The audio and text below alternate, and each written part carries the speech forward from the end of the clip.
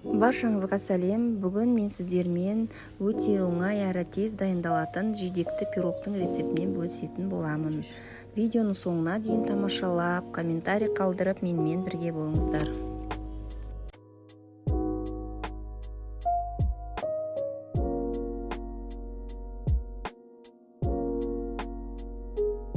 Ең алдымен ыдысымызға жұмыртқамызды, қантымызды, шым-шым тұз және ванильді қантымызды салып, жақсылап араластырып аламыз.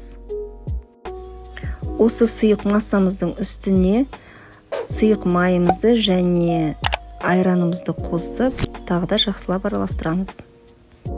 Айранды сіздер сүтпен алмастырсаңыздар да болады.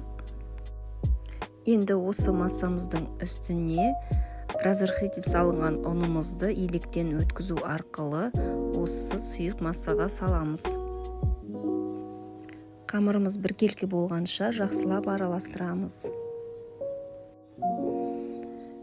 Пирогымыздың қамыры дайын болды. Енді біз арасына салатын начинкасын әзірлейміз.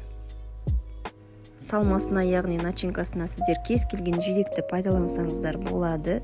Менде алдын ала тоңазытқыштан шығарылған түрлі жидектерді пайдаландым. Бұл жидектерге біз бір қасық кукуруз крахмалын қосып, жақсылап араластырамыз.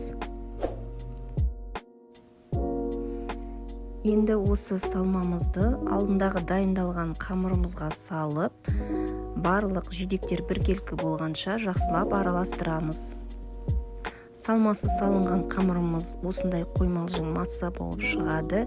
Енді осы салмамызды арнайы май жағылған алдын ала формамызға салып, 180 градустық пеште 30-40 минуттай пісіріп аламыз. Пирогымыздың дайын және дайын болмағанын шпажканың көмегімен көрсек болады. Дайын болған пирогымызды формасынан шығарып, суытып, кесіп, дастарханға қоямыз. Пирог өте дәмді және нәзік болып шығады.